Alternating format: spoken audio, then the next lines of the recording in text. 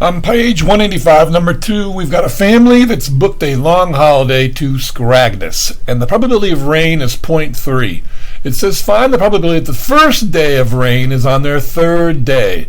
That's a geometric distribution with a probability of 0.3. So now I'm going to go ahead and figure this out. I'm going to use the formula. It's going to be p times 1 minus p to the r minus 1, and that's going to give me a probability of 0.147. Now, in part B, it says it does not rain in the first 2 weeks of the holiday. Now, not raining, but you notice it doesn't have any reference to the first time. And then the 2 weeks, 14 days, represents a number of trials. So this is a binomial distribution. And what I want to know is the probability that it rains 0 times in 14 days. And so I'm going to use the binomial formula, and this ends up being 0.7 to the 14th power, or if you put that in the calculator, you'll notice it gives you the 10 to the times 10 to the negative 3. Just put 2 zeros in front of it, and so it's going to be 0.006782. And then remember, those first 2 zeros are not significant. So when I'm rounding three significant figures, I need numbers after those 2 zeros. So I get 0.00678 as my answer. All right, let's look at the next one. On page 185, number 3, we got one plastic robot toy given away in every package of cookies, biscuits. There are 4 colors. We got a red, a yellow, a blue, and a green. Each color is equally likely to occur. So if there are 4 things and they're all equally likely to occur, that means that each one has a probability of happening as 1/4. So let's write that down. Now, in part 1, it says we want to find the probability that he gets a green robot on the first package. And that would be a geometric distribution. And we've got a probability of 1/4. And we want to know the probability that x is equal to 1. Now, we really don't need this formula to do this because the probability of getting on the first package is 1/4. And so we get 1/4 times 3/4 to the 0 power is 1/4. Now, part 2, it says he gets his first green robot on the opening of the 5th packet. See, now, we're going to definitely use a geometric distribution for this. All right, so we've got the probability of hitting it 1/4 and then not hitting it 3/4. That's going to happen 4 times because on the 5th time we're going to have success. So that's going to give us a probability of 0.0791. Now, this next part, it says that Nick's friend Amos is also collecting the robots. We can keep the fact that the probabilities are equal, but forget about everything else you've done. Find the probability that the first 4 packets Amos opens all contain different colored robots. So I want the probability that R and Y and G and B all happen. That's the probability of R times the probability of Y times the probability of G times the probability of B. Now the thing is, the way I've written it, it's happened red, yellow, green, and then blue. It could have happened in different orders, so I've got to multiply it by the number of ways it could be arranged. In this case, since they're all unique, red, yellow, green, and blue, it's going to be multiplied times 4 factorial. So anyway, let's go back now and figure out the probability of each. The probability of a red is 1/4. The probability of a yellow is 1/4. Blue and green are 1/4. And then I multiply that times the way they can be arranged, which is 4 factorial. That's going to give me a probability of 3/32 or 0.09375. Okay, so let's go on to the next one. All right, page 186, number 9. We got a restaurant, and 13% of the customers rate the food as poor, 22% rated as satisfactory, and 65% rated as good. A random sample of 12 customers who went for a meal was taken. That's N. That sample, there are trials. So what's going to happen is we're going to ask each one what they thought of the meal. Now, we want to know the probability that more than 2 and less than 12, we can also write it like this, say the food is good. So even though they give us 3 probabilities, we're only interested whether it's good or it's not.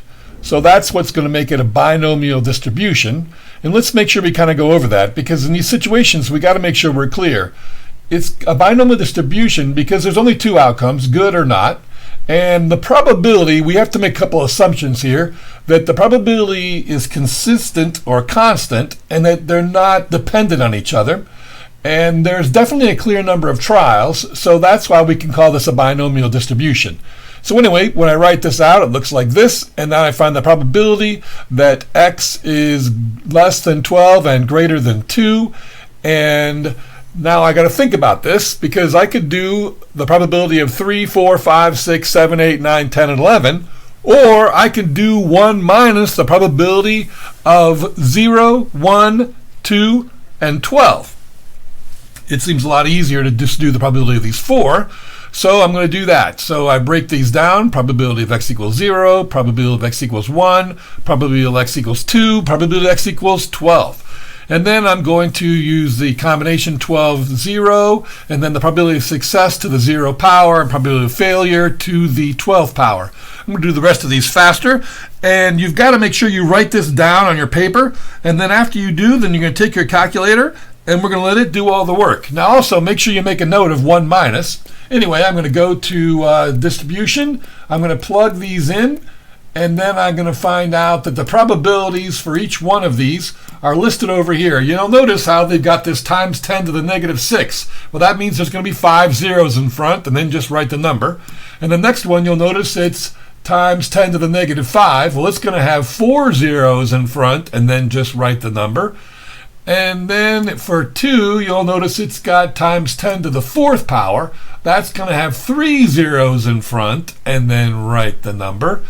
And then for the 12, it's got negative 3, so that's going to have 2 zeros in front, and then write the number. We're going to add those up. We're going to subtract that total from 1, and that's going to give us a probability that it's between 2 and 12.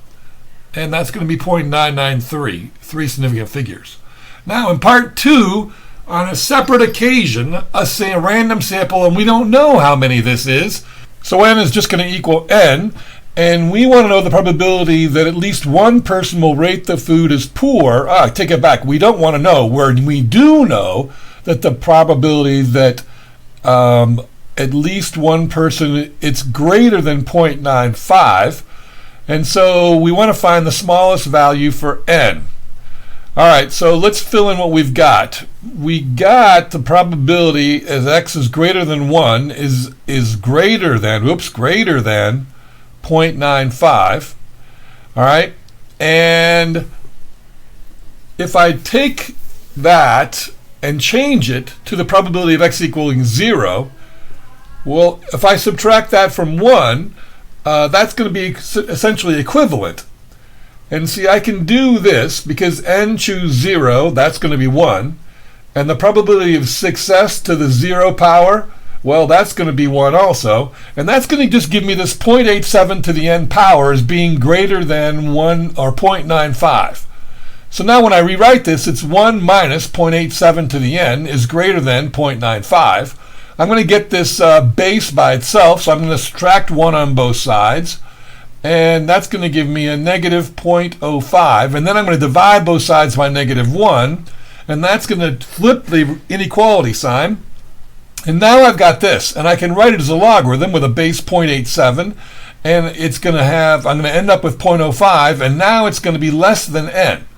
And so now if I do the log base 0.87 of, let's get out of here, let's go. Okay, log base 0.87, 0.05, what we're going to find is that it's going to be 21.5. And if I write that, 21.5 is less than n, well, I can rewrite that with the n on the other side. N is going to be greater than 21.5. That means n's got to be 22. Trials, and that's why the reason we've rounded up is because trials have to be integers. Let's go on to the next one. Okay, on page 186, number 13, we've got Robert using his calculator to generate 5 random integers between 1 and 9 inclusive. That's the numbers 1, 2, 3, 4, 5, 6, 7, 8, and 9. Find the probability that at least 2 of the 5 integers that are selected are less than or equal to 4. All right, so n is going to be 5. We've got 5 trials. Are they less than 2 or not? And greater than or equal to, or less than or equal to 4. Well, there are 4 numbers that are less than or equal to 4 out of the 9. So the probability of being less than or equal to 4 out of our 9 numbers is 4/9. So that gives us the binomial distribution listed here. And we want to know the probability that x is greater than or equal to 2. Now that's equal to the probability, or 1 minus the probability, of x equals 0 and 1, which is going to be a lot easier to figure out. So let's find the probability of x equals 0. 5 choose 0, 4/9 to 0, and then 5/9 to the 5. And then x equal 1, well, that's going to be 5 choose 1, 4/9 to the 1, and then 5/9 to the 4th. And then we're going to we're going to put 1 minus below here. We're going to use our calculator. We're going to figure out both of these probabilities. We're going to add them up, and then we're going to subtract them from 1, and that'll be our answer. So we got these right here. Make sure you write down at least 5 digits of those. First one's going to be 0.0529221, and the second one 0.2116859. When I add them up, I get this, and then I subtract them from 1. I get a probability of 0.3 or 0.735 to 3 significant figures. Now in part 2, we don't know n. We know that there's n random selected figures between 1 and 9, and the random number x is the number of integers that is less than or equal to a certain integer k. It's got to be between 1 and 9. It's given that x is 96 and the variance is 32. So we've got to figure out both n and k. So let's start with what they gave us. The mean, or the expected value, is 96, and the variance is 32. So we know that to find the mean, that's going to be n times p, and we know to find the variance, that's going to be n times p times 1 minus p. And so we know that np is 96, so we multiply that times 1 minus p and make it equal to 32. And now all we got to do is distribute and get the p by itself. And we're going to find out that p is equal to 64 divided by 96, or 2/3. Once we know that, we can plug it back into the other formula, and we can find out what n is, taking 96 divided by 2/3, or times 3 halves, whichever you want to do. And we're going to find out that n is equal to 144. Now, to find k, well, we know the probability of k is 2/3. And we know that we're talking about a number that's between 1 and 9. There are 9 numbers. Success is being a number that's less than or equal to k. So we just got to find out the number that is 2/3 of 9. 2/3 times 9 is 6. So that, because if you think about it, all the numbers, probability of being less than 6 is going to be 2/3.